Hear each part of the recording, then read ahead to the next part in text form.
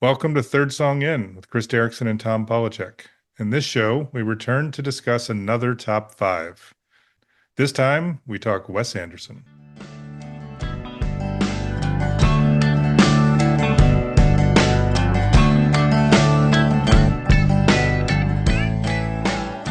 Here we go, man. The artsiest of artsy directors, Wes Anderson. Are you a Yeah, Wes and Anderson fan? I am a Wes Anderson fan.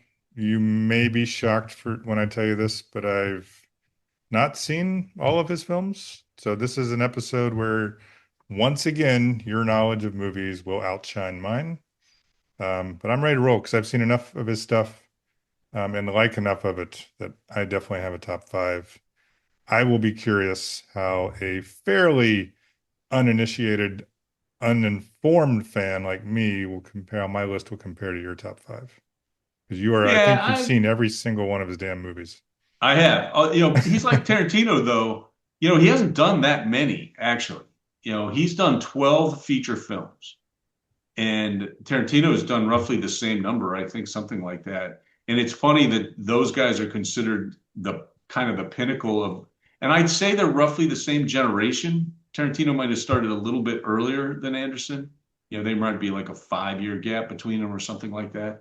But it's interesting that they're considered to be at the top of the mountain of recent directors, and their output is fairly steady, but it's not like they make a movie every year or anything like Well, and I've never made a movie, which might surprise you, but it that. What? seems like it's not like his movies, I don't think, can be uh, filmed quickly because they're complex. I mean, Yeah. and Mhm. as you said, you used the word artsy. I mean, the ensemble casts, I mean, all that stuff just seems like the coordination of it must take, I mean, it's got to take time and effort, obviously. So it's not like he can crank these babies out like some of these other directors. No, and he seems like just the most meticulous Yeah. director, that's been around, in recent years for sure. It appears every scene that he directs, particularly in his more recent films, everything seems to be just mapped out, measured out, planned out to the very last detail. Every color, every angle, every camera shot. He is much more of a visual director in my mind than he is kind of a plot based or dialogue based director, which is kind of unusual for me to be such a fan of his because I like great dialogue and I like kind of the words and action part of films more than I worry about the visual aspect of it. And that probably will show through when we start talking about the top five because he has developed more and more, I think, into being this kind of very intricate, artsy director. And truthfully, I'd say I like his earlier films better than I like his later films because of that. But it doesn't change just the skill and the artistry he has when he makes films. And I do enjoy it when a Wes Anderson film comes out. I make a point of going to see it in the theater if I can. Even films where I'm like, I don't know if I'm going to like this or not. It doesn't always work. I haven't seen all of his films, out on a big screen, but I've tried to see most of them. By comparison, I'm not sure that I've seen any of his films on the big screen, Yeah, but mainly I've not seen hardly any movies in general on the big screen. yeah. His again, especially his more recent films, you lose a little bit if you don't see them in a theater because of that, because of just his attention to detail. And that goes for his animated films as well as his live action films. They're amazing to see on the big screen. But he's one of those directors that you will know it's Wes Anderson if you don't see the title screen, if you don't see the credits, if you walk in blind. It probably would only take you about five, maybe 10 minutes of any Wes Anderson film for you to go, this is Wes Anderson. He's that auteur type that just has a very specific style at this point. It's impossible not to. If you've ever seen any Wes Anderson film, then you're going to know, what you're looking at as soon as it comes up on the screen. And he seems to be equally meticulous with the music he chooses for his films as Mhm. well, which is why we went with this title, because I figured I could hang on the music front and just hang on to your coattails as we talk about the songs themselves, or the movies themselves. What's actually very ironic about this, so we had talked a long time ago about doing this as a episode topic, so that wasn't a big surprise. But when we were going to record it, was a kind of we weren't sure exactly when we were going to squeeze this in, and so my birthday just passed, and one of the gifts I got for my birthday from my family was the 20-disc Criterion collection of Wes Anderson films. My family had no idea we were doing this episode, but I just literally just opened the gift a few days ago, and it is awesome. Like it has all the Blu-ray discs. I think they're all 4K, but it has tons and tons of kind of back matter, lots of notes, lots of written articles, both by Wes Anderson and about Wes Anderson, about the films, all that kind of stuff. There's all kinds of background stuff on the DVDs themselves. I haven't even dug into it yet. I've just like lovingly looked at the box so far because there's all kinds of cool shit in there. Send that shit to me, and I'll watch all the shit. I'll watch all the movies. Then we'll Yeah, you'll re-record. catch up on the ones you haven't seen. So the other thing about Wes Anderson, similar to a lot of other kind of famous directors, the Tarantinos, the Coen brothers, he does have certain actors that seem to show up in his films a lot, and that's another reason that I think people tend to love his movies because the people he has that are regulars are just great actors, great comic actors, very good in drama, but able to kind of make things funny, even if they're not like in your face funny. The best example of that is Bill Murray. Yeah. I didn't look it up, but he's got to have been in at least four of Anderson's movies. I know he's in Rushmore, and I know he was in Steve Zissou. Um, and I believe he shows. Oh, I know he's also in Royal Tenenbaums as well. So he's probably the number one. Although very close behind him would be the Wilson brothers, Owen Wilson and Luke Wilson, who I think are like childhood friends or at least college friends of Wes Anderson. I think that's how they all got started together. But they show up all the time as well, and that definitely adds to his movies, I think. Yeah, the Wilson brothers. I mean, I love them and love them even more because of their connection with these movies. Like I said, I've not seen all these, but at Well, least a little bit. the thing is that there's actually a third Wilson brother. I don't know if you know that, but Andrew Wilson, I think, is the oldest of the three, but he has also been in a bunch of Wes Anderson's movies, which is why I think it's likely they were childhood friends and not just college friends, because like all three of these brothers have been in stuff that he's done, and they obviously get him and they get the sensibility of what he's trying to do in individual movies. Oh, I know his face. I just looked him up. Yeah, yeah, he's not only done Wes Anderson stuff, but he's done a lot of Wes Anderson stuff. And then the other thing that Anderson has done that I think is really impressive is the animated work. Yeah, Have you seen either of the two animated feature films that he's done? that is one. The Fantastic Mr. Fox. Yes. Um, it's I love that movie. It is, it's not a kid's film in kind of the traditional sense of like a Disney movie, and it certainly follows adult themes, but it is so it's just kind of a magical film. It's all stop action, kind of. I don't technically it's not claymation, but it has that look to it. But the technique, the animation technique is amazing. The Isle of Dogs is the other feature that he did that I think is really good. But my daughter in particular, the film student, I think she puts Fantastic Mr. Fox literally at the top of her list of favorite films of all time. She just loves that movie. that might or might not be in my top five. I refuse to reveal my. Well, speaking of which, it seems like a good time to talk about our top five Wes Anderson films.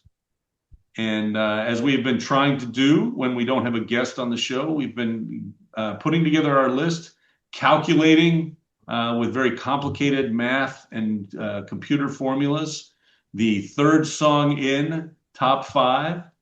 And this episode, it's time to unveil Third song ends top five Wes Anderson movies. We'll start, I think maybe we'll go from five to one. And I will ask you what your number five is. So my number five is on most lists in the top five. And this is one that I had to go with more of the ranking because I've not seen the whole thing.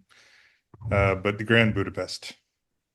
Tom's probably going to give better feedback on what all these movies were, but the Grand Budapest, at least on the Rolling Stone list, shows up as number three, set in this old world hotel, 1932.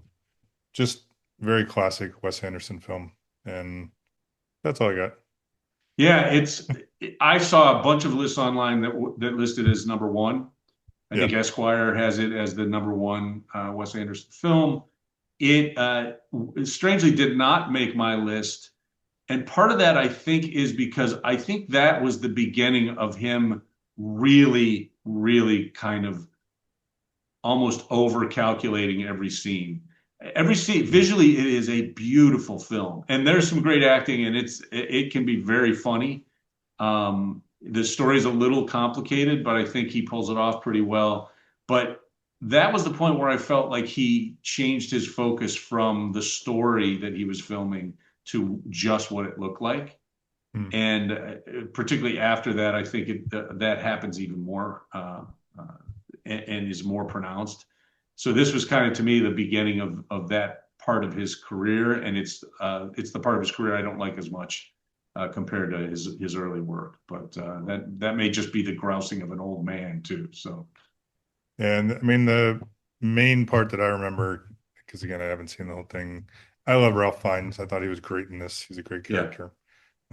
So I was drawn to that one. And as you said, most lists will have it easily in the top five, if not one of it, if not the best. I was hoping you'd seen it or had it on your list so you could do all the talking. Yes. No, and it is. It's very complicated, that Yep. film. The plot is I had to watch it frankly twice before I really got a good handle on it because it's got flashbacks in it, and again, I think the performances are great in that movie, but it did not make my it actually did make my top six because I was kind of tied for number five, and I've decided to go with Wes Anderson's very first feature, which is Bottle Rocket. We talked a little bit about it before. I love that movie. It's obviously much simpler. They just didn't have the money to be as complicated and planned out, I think, as his later work. But it also really has a heart, and that is Luke Wilson in the lead as this hapless, dude who wants to become part of a gang of a group of guys that are going to pull a heist, and his brother Owen Wilson is in it as kind of an oddball, I guess, for lack of a better term. Uh, I almost chose Moonrise Kingdom, which is another. I think that's the one that came out just before Grand Budapest Hotel. I really enjoy that. Again, there are some great performances in Moonrise Kingdom, but when I step back from it, I had to say I think I like the very first, the debut film from Wes Anderson enough to lock it into number five. Yep. I went with the Royal Tenenbaums as number four. One of his older ones back in 2001. I'm guessing this one's a little bit higher on your list than it is on mine. It absolutely is. Gene Hackman is Yep. fantastic in that role. I love it. Again, Luke Wilson's in that movie. It's got an amazing cast. But I thought Hackman was just outstanding, and because that was who else? Because that's also Ben Stiller. Ben Stiller Yes. plays the one Yep. of the sons. That these are all kids of Gene Hackman. Luke Wilson is one of his kids. Ben Stiller is one of his kids. It just an outstanding movie, and it is definitely higher on my list. Do you have the matching running outfits like Ben Stiller's character does? Yes, I tried to give the twins my red track suits with the white stripe on them. They wouldn't wear them. I don't know why they wouldn't wear them. Yeah, so I figured that'd be higher on your list. I But love that movie. I watch yeah. that movie once a year minimum. My number four is another movie I watch on an annual basis. It isn't. I didn't see it as high in most of the rankings that I saw online. It is maybe the beginning of being very, very particular visually. But the Life Aquatic with Steve Zissou Hmm. Yep. is, I just think it's hilarious. It's so it just it's tongue in cheek all the way through. But again, it probably has more to do with Bill Murray than anything else. But he plays this marine explorer documentary maker named Steve Zissou, and it's I love it. I think it's a great movie. I was surprised it wasn't higher on most of the lists that I saw, but that is my number four. That was my number six. I was debating, Ah, yes. and I ended up going. I should have gone with my gut, but I ended up going with. I know the Grand Budapest is good, but I think I was swayed by a list that I saw versus personal. So, but I'll stick Yeah. with it. My number three is Bottle Rocket. It's the original. It's the one you turned me on to this. You were uh, into this early. You were on the Wes Anderson bandwagon.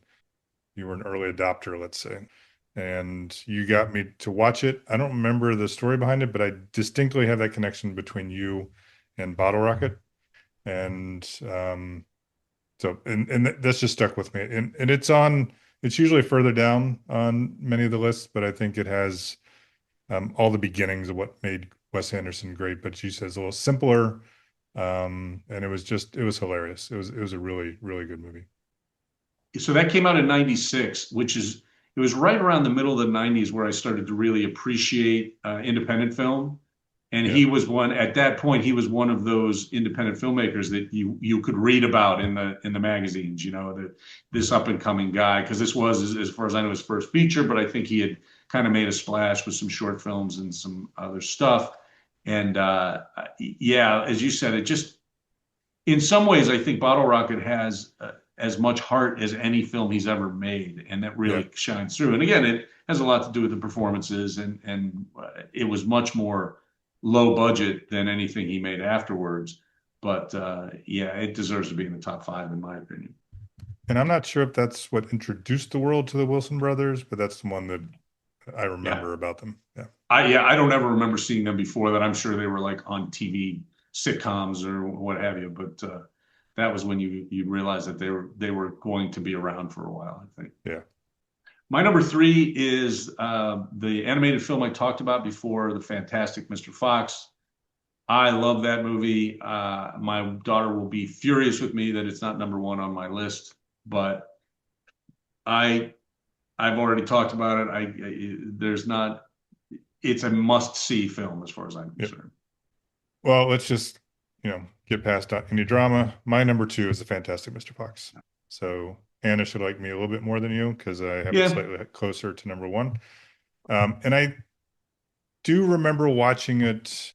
So my youngest was too young, but Eli would have been, I think, if I'm doing this math right. No, I'm wrong. So Lucas was old enough, but I remember watching him with Eli, and I think it might be what turned him on to some of these more artsy types of movies. He's really into them now. But as you said, it's not intended for kids, but it can still entertain. And Eli was old enough at that point to appreciate both sides of it. So number two for me, Fantastic Mr. Fox. there you go. There you go. So my number two is one we already talked about, The Royal Tenenbaums.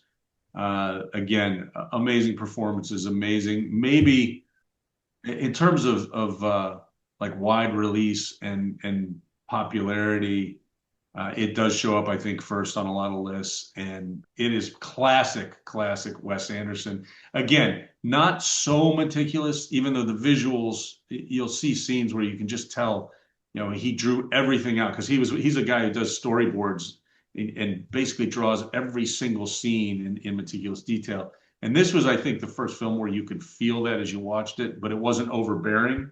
Sometimes as I said, with the more recent films, sometimes it feels like a little much. This one was the perfect balance, in my opinion, of of that side of him and the story part of the film itself. All right, that brings us to the number one on both of our lists. All right, I'm going to tee you up for the conversation, the discussion, because I know for a fact that this is one of your all-time favorite movies. Made it number one on my list. I love the movie, but no one can love it as much as you. I went with Rushmore. As did I. You're absolutely right. It is probably one of my top 10 all-time films. I I keep saying I love this film, and obviously I'm a giant Wes Anderson fan. So even the movies of his I like better than a lot of other directors. But Rushmore is the story of Max Fisher, who again is an oddball. He's an iconoclast. He's so weird, but he's also so brave. Max Fisher is played by Jason Schwartzman, who is another one of those actors that are part of kind of the Wes Anderson troupe. He shows up sporadically in many Anderson films. He's also been in a ton of other movies since Rushmore, but to me, this is the pinnacle. He was probably only like 19 or 20 years old, but this is the pinnacle of his career, playing this oddball in a private school who, despite having awful, horrible grades, kind of runs the damn place and is in every club that you could possibly imagine, including my favorite, the Rushmore Beekeepers. I have a T-shirt somewhere in my house that has the Rushmore school crest and it says Rushmore Beekeepers on it. Uh, Again, Bill Murray, one of my favorite dramatic roles from Bill Murray, even though technically I think this movie is a comedy and many of the things Murray does make you laugh out loud. He plays everything as deadpan as he possibly could. And he's the father of two asshole twins that are also students at this private school. It's just, it's such a great description of this kid who comes from a kind of a lower income background, but earns a scholarship to Rushmore, and then basically just wants to stay there for the rest of his life. He ends up getting expelled for various reasons, and it follows him into the public school nearby, and he tries to do the same things at the public school that he does at the at Rushmore Academy, and hijinks ensue, of course. But it's got a great cast of young actors playing all the different kids of different ages because Rushmore is a boarding school, and I think it goes from first grade through high school through senior year. Uh, I can't say enough about this film. It's the first Wes Anderson film I showed all three of my kids at various times, and I've basically forced them to enjoy the film. I think You're an abusive father, man, kind of. Don't tell anybody. or a great influence. I would say introducing your kids to Wes Anderson's a gift. Nice work. I will say I feel that Max Fisher is a role model in many ways. Like I said, he's an awful student, but he's one of the more courageous young characters you'll ever see on screen, and he's definitely a guy who leads with his heart, for good or for bad. So there's a great quote in the Rolling Stone review of the top Wes Anderson movies about this one. It says, "Rarely has hubris been portrayed with such compassion." Yeah, that's it. That's it. It's a Like I really, said, I think that's a very insightful comment by Rolling Stone. I agree with the quote. As I said, it's supreme confidence in the face of facts and reality that is Max Fisher's, I think, guiding attribute. But in my opinion, he comes out on top at the end. He gets the girl. He maintains his friendship with Bill Murray's character. He kind of reignites his friendship with his own father and acknowledges him, which he doesn't do at the beginning of the film. If you have not seen Rushmore, first of all, what the fuck is wrong with you? But second of all, I'll give you a break. Just go see it now because it is absolutely fantastic. And if you haven't seen Mount Rushmore, go see that too. Yes, yes. I'm not sure that'll make any sense. I'm assuming you'll edit that out, but Oh no, I think it's staying in, dude. I think it's staying in. I All forget right. now. So we've run this through all of our calculating machines. The results have been certified by that company that certifies the Oscar results. Number Yes. one, Rushmore. Number two, Fantastic Mr. Fox. Number three, Royal Tenenbaums. Number four, Bottle Rocket. And number five, The Life Aquatic with Steve Zissou. I think that's a pretty good list. I think And so too. I agree with the outcome. My Fantastic Mr. Fox choice was third, but I have no problem with it being second. And yeah, that's good. And I'm glad Bottle Rocket got its due because I think it Yeah. may get ignored these days, but it was an unbelievable debut film. And a really close number six was Mount Rushmore. That was the fan favorite. It was really weird to have a national landmark in our top five or close to it, but you know, the voters spoke. That's all I can You say. know, the beauty of that is it's a joke that I can run into the ground between now and the end of the episode. Maybe it'll carry over. Maybe it'll go into the next episode. It might be episode after episode. All right. There will be no Loft of Wisdom quotes about Mount Rushmore, but that does bring us to the Loft of Wisdom. You better open up your eyes, babe, because fools do get wise. Chris and I like to give you our favorite quotes. Sometimes they're funny, sometimes they're poignant, sometimes they're very important. In this case, I have a quote directly from the number one movie ever made by Wes Anderson, according to Third Song in Rushmore. Luke Wilson plays a character who is a surgeon, who is a rival of Max Fisher's for the affections of one of Max's teachers. And the three of them are having dinner together in a scene in the movie. And Max takes a swipe at him, makes a crack because Luke Wilson shows up in medical scrubs. And he makes a joke about it. And Luke Wilson's character turns to him and says, "These are OR scrubs." And Max's response is, "Oh, are they?" Which is a childish thing to say. I fucking love it. I probably, if anybody ever says the word scrubs around me, probably 90% of the time I will say, "Oh, are they?" and get a weird look from whoever I'm talking to. So that will go up on the Loft of Wisdom on thirdsonginpodcast.com. What do you have for the Loft this week? Well, I was going to go with the joke originally. The joke was, what rock group has four men that don't sing? Mount Rushmore. But I'm not going to go with that. I found a quote that seems to disagree with your assessment of Wes Anderson and his attention to detail. He said in an interview, "I wouldn't say that I'm particularly bothered or obsessed with detail." That's what I'm going with.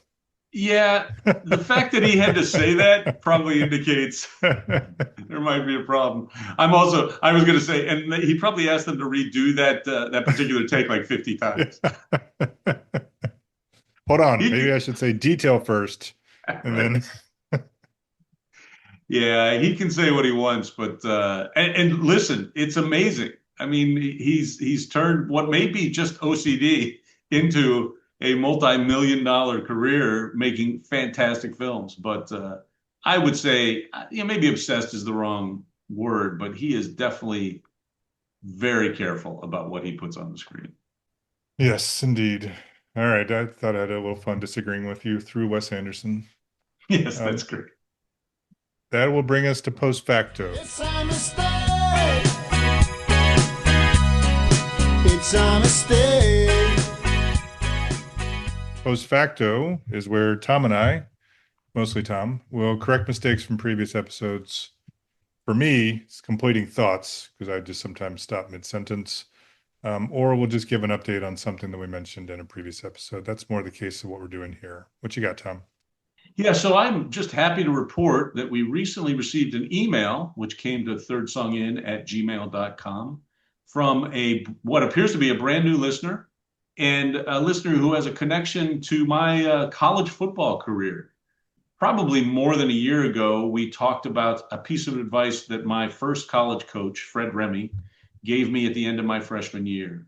It was a very kind of Taoist Zen-like piece of advice, which was basically to stop and smell the roses, appreciate what you've done so far before you start planning and moving forward with all of your athletic and other goals. Fred sat me down at a post, an end of the season type of exit interview, and really, really told me things that I still think about almost every day.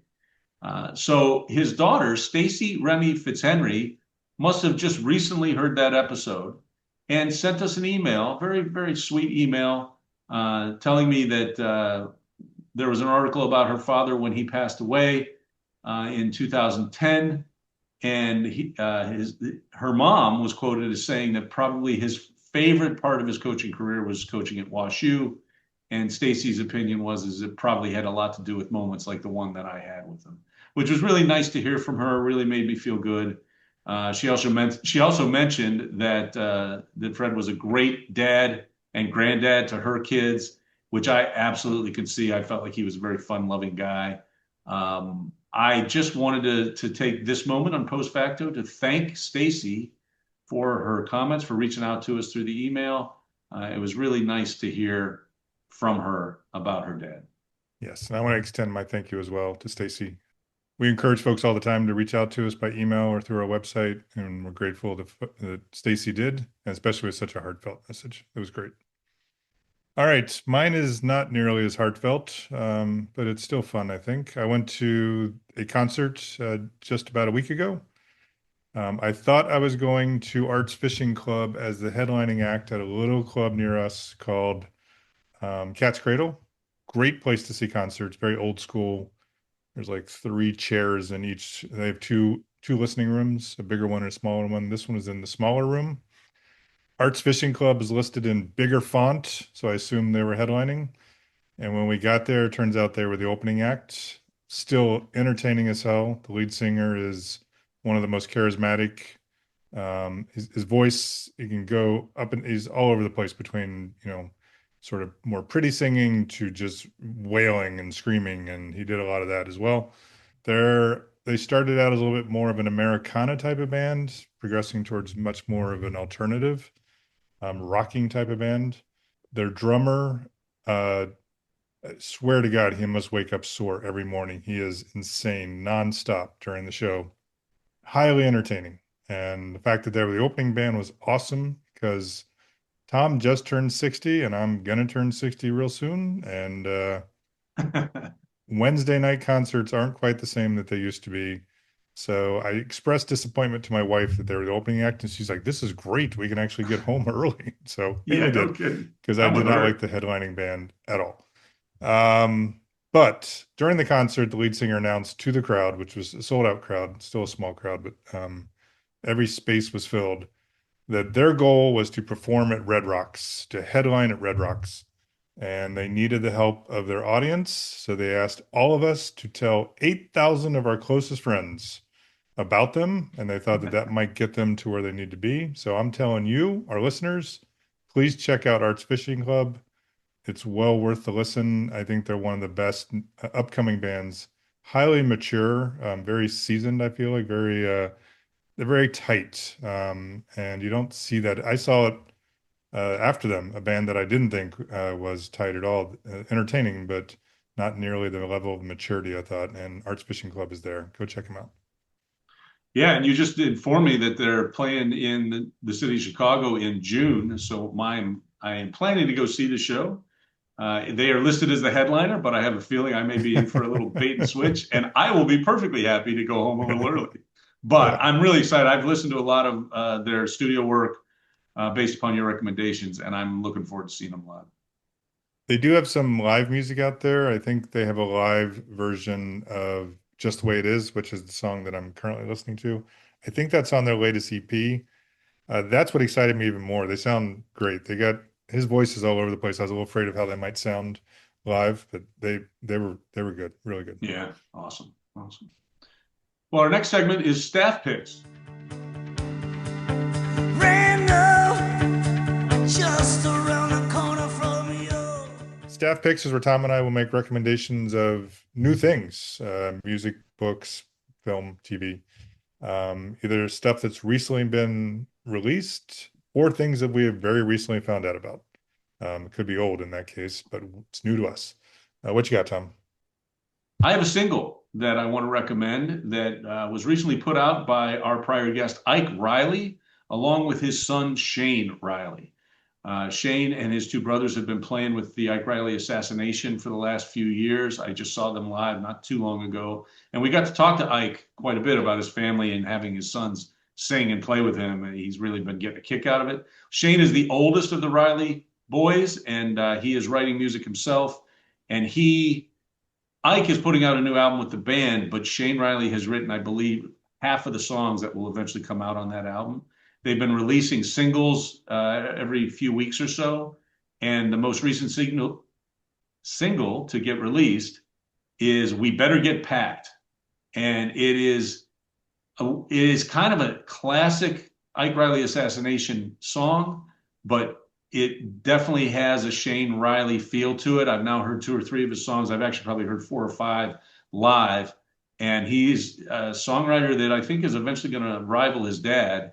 And the two of them playing together on the song is a lot of fun. And they harmonize really well. And I'm really looking forward to when the entire album comes out. But right now, wherever you stream your music, you can find "We Better Get Packed" by Ike and Shane Riley. I recommend that you listen to it as soon as you can. What do you have? I have a new song by Noah Gunderson, and I'm trying to figure out how to say this in a way that's not wrong or critical of him. So if you look at a picture of Noah Gunderson, he's got a shaved head, earring. He often wears like a white, I know you're not supposed to say it. There's the white t-shirts without sleeves. They used to be called wife beaters, which is probably not a very Right. politically correct thing. He's got these tattoos, which is fine. He sings some of the most beautiful music, beautiful songs that you can find out there. I would argue sometimes they border on sappy. And he has a new song. He's clearly coming out with a new album. He's released three new singles, at least on YouTube Music. The latest is called Circles. Beautiful, beautiful song. It's about a breakup. Tom and I are always moved by great songwriting. He has some subtly great lyrics in the song Circles. I don't want to listen. You don't want to talk. We just go around in circles. I start to remember everything I forgot. We just go around in circles. Just a really pretty, pretty song. And my connection to this episode was that disjuncture between appearance and creation, what they create. And I feel that runs through the Wes Anderson movies, this disjuncture between who you should like and who you end up liking. So very tenuous connection, but my staff pick recommendation this week is the new song Circles by Noah Gunderson. Excellent. I like Noah Gunderson. I'm a fan Yeah, of his, and only started listening within the last year or two, and I enjoy his voice a lot. So, yeah, but I don't same. think I've heard that song yet, so I'm looking forward to it. I think it just dropped within the last week of us Yeah, recording this episode. excellent, cool. All right, and that's going to bring us to the core of Third Song In, our playlist picks. Each season, Tom and I do a playlist. We put it out on all the streaming services. We do one for the season. We each add a song. Should take us to 20 in a typical season. We also do playlists for our guest episodes. This is not one of those. So these two songs will go on our season 12 playlist. Yeah, so you just mentioned your staff pick had a tenuous connection to our theme. I'd say this is about as tenuous as it gets, although I found one other thing that connects the song I'm putting on the playlist to Wes Anderson films. The first connection is that the song is "Get Down River." The artist is the Bottle Rockets. I couldn't think of a connection other than I love a band that has almost the same name as one of my favorite Wes Anderson films. I just looked it up though, and the movie Bottle Rocket came out the same year Get Down River came out in Nice. 1996. So how's that for a fucking connection? That's Uh, impressive. if you don't listen to Bottle Rockets, you should. Get Down River is an older song of theirs, obviously 1996. It was on an album called Leftovers, which has a bunch of great Bottle Rockets songs. I think it was called Leftovers because it was just a bunch of stuff that hadn't put on, the two or three earlier albums they had put out. So they're kind of like remainders, sort of. But it's one of my favorite albums of theirs. I think it's a lot of fun. It's a little looser than some of their other work. But the song "Get Down River" is just a great kind of classic Americana back then alt country song. And Bottle Rockets were, I would say, at the height of their powers in 1996. Excellent. All right. I went one, I got a joke about it. I don't know if you did this to me on the script or if I did it to myself. But I chose a song that is the ending song to Rushmore. Ooh La La by The Faces, a 1973 song, a very bittersweet ending to that. I decided, as I often do, to go with a cover by a band called Redbird. But in the script, I wrote "Ooh La La" by Redbird, cover of the classic Faces song that ends Mount Rushmore. So So it was just in your head. I put it everywhere. But Redbird is a folk Americana trio consisting of Peter Mulvey. I think Tom, I swear you turned me on to him at some point.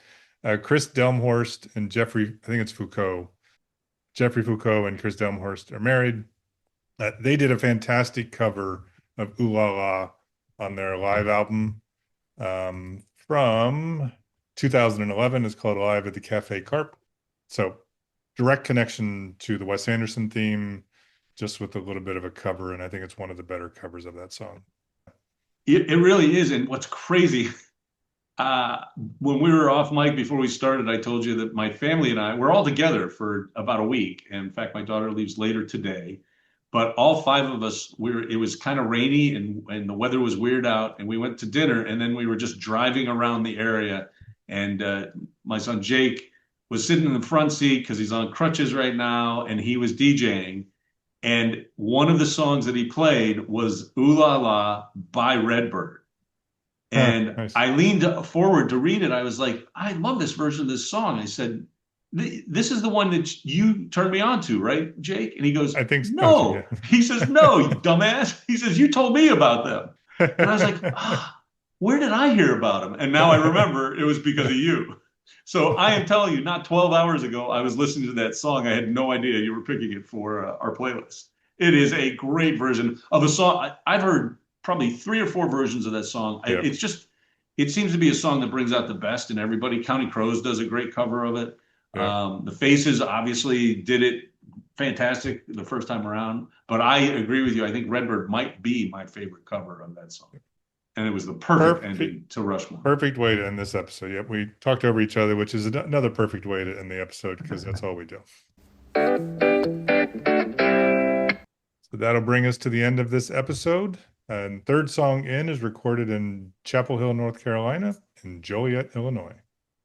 Please email us your questions, your comments, and any suggestions you may have to thirdsongin@gmail.com. Yes, please do. Just as Stacy did, that really means a lot to us. And there's a better than good chance that we'll read it on one of the episodes as well. We also ask you to check out our website, thirdsonginpodcast.com. We will post information about this episode, including our top 5 list somewhere out there. But you can usually get to all that stuff through our website. There's also a fun episode spotlight. We usually play a little video to highlight the theme of the episode, and this should be a fun one to pull out. I'm sure Tom will find a great one related to Wes Anderson. I will tell you, it may be, oh, are they? I love that. That one makes me laugh every time. Please follow and rate and review the podcast wherever you listen to us. We're on all the main platforms, including Spotify, Apple, Amazon, YouTube Music. We're also on Pandora and Overcast. Share the podcast with your friends and neighbors. Follow us, rate us, give us all your motherfucking stars. We need the stars so that we will have more stars. We need more stars. That's what I'm telling you. We We need more a lot. stars. If you don't give us stars, at least share our fucking playlists. We've talked about the playlists a lot. We just added 2 new great songs to the season 12 playlist. No one will know about them if you don't share them. So go on those same streaming services, search for Third Song In season whatever, and share any of the 12 season playlists or any of the many guest episode playlists that we've put out there. We're also on social media, on Facebook, Instagram, and Blue Sky. We try to update you on things that are going on with the podcast, but more importantly, you can also find dates and details, appearances, and releases from our past and future guests. We are creating a Third Song In family, and a great place to find what those folks are doing is on our social media. I like that. You've never said that before. Nice work. Third Song In Thanks, man. family. Third Got Song a In family family. that I might actually like. Subscribe to our blog. You can do that on Substack. Tom and I take turns writing a blog every week. We put it on our website, which I've already mentioned. We also put it on Substack. A lot of great information, a lot of great creators out there on Substack. We're just one of them.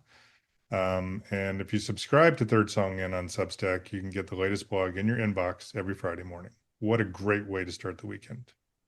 You've been listening to Third Song In with Chris Derrickson and Tom Polachek. Thanks for listening.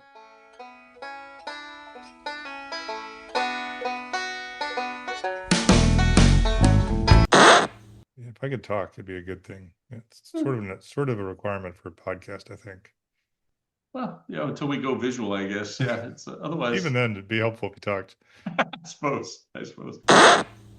I'm going to go out on a limb and tee you up for the discussion because I think you and I have the same one. Mount Rushmore. Well, not Mount Rushmore. Oh, sorry, Rushmore. We don't have the same one, and I'm not sure. Were you watching a documentary of some sort? Why did I say Mount Rushmore? That's what happens when you go quick. I wrote it down without looking up any of the titles. All right, let's go again.